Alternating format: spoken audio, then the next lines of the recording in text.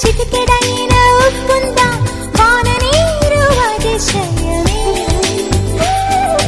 విద్యుత్తే లేకుండా వేలాడే దీపాల వెలిగేటి మినుగురుల అతిశయమే. తనువున ప్రాణం ఈ చోటనున్నదు, ప్రాణంలో నా ప్రేమ ఈ చోటనున్నదు.